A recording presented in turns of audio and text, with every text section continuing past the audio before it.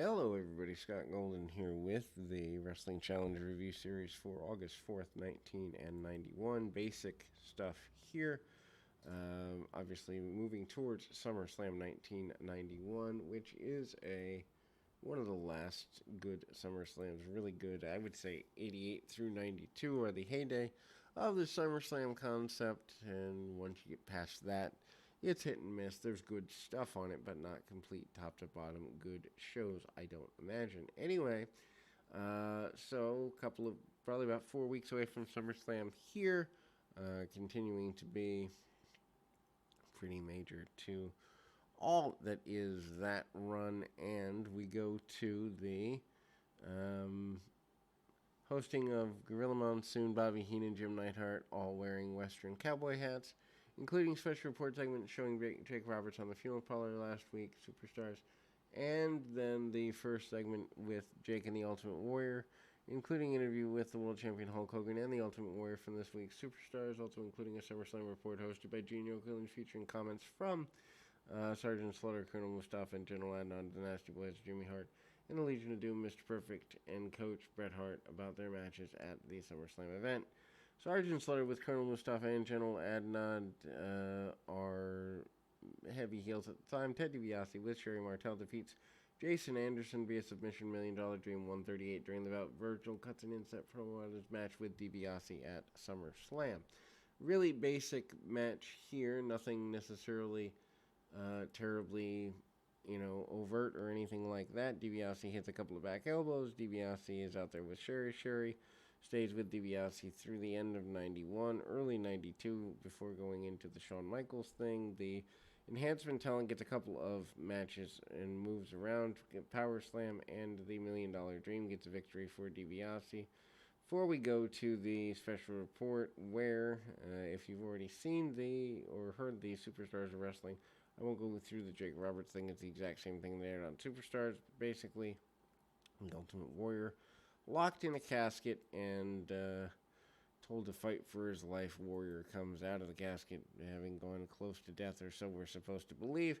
The Berserker up next, Mr. Fuji presenting the Berserker, and the Berserker facing off in an enhancement match here. Berserker really doesn't have a clear plan here in 1991 by any stretch of the imagination, facing off against Ken Johnson via countout 201 after throwing his opponent over the top rope into the floor. Berserker hits a couple of running kicks. Berserker also hits a choke slam before tossing his man over the top to the floor. I remember as a kid liking that finish because it was different. Made him stand out. Mr. Fuji with the Berserker, a.k.a. John Nord, also was a good pairing.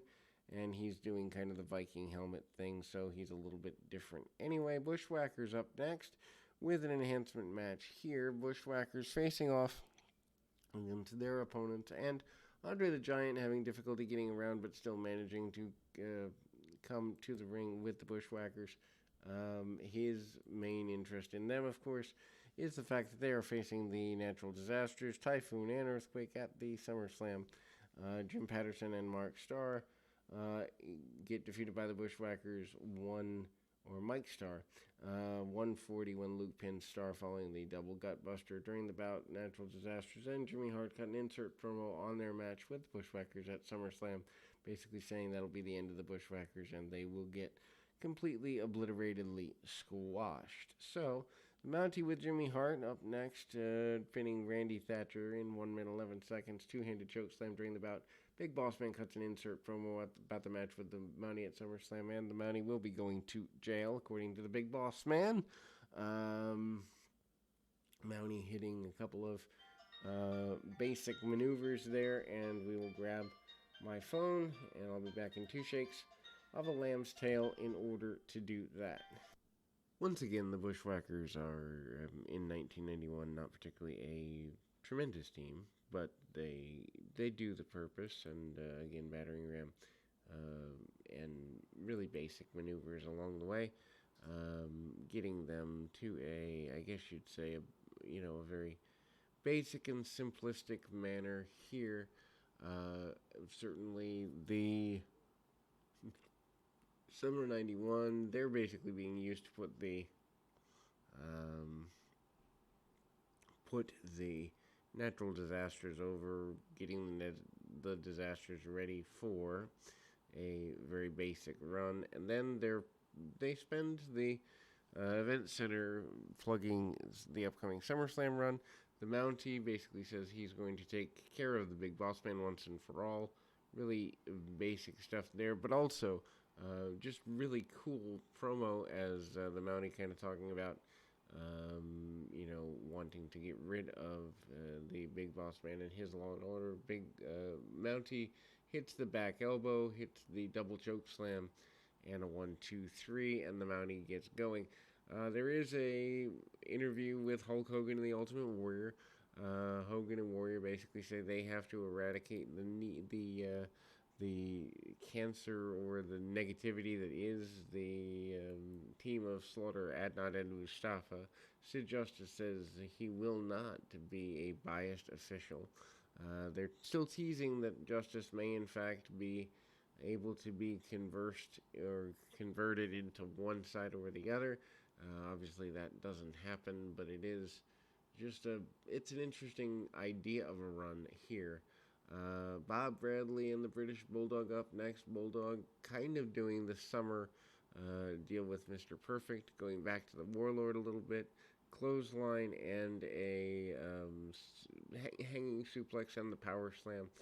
Bulldog kind of loses himself here only because there's a little bit of disorganization when Mr. Perfect is about to leave the promotion.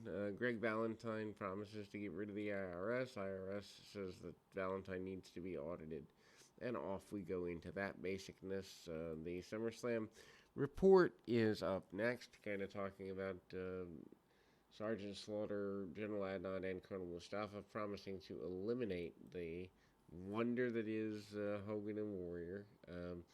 Then we go to the Nasty Boys and LOD promising to become the next tag team champions, which they do. Their street fight match, still memorable all these years later, 30 plus years later. Still looking back at this time, it's a good time in the wonder that is professional wrestling. General Adnan and Sergeant Slaughter out with none other than Colonel Mustafa, aka the Iron Sheik from an earlier lifetime.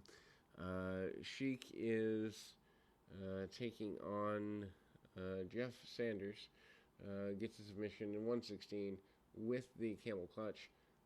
Mustafa attacks his opponent with a chair post-match, basically trying to put them over as super violent so that Hogan and Warrior have reason to be violent in their general direction as well. That will close us out. We'll be back with more right after this.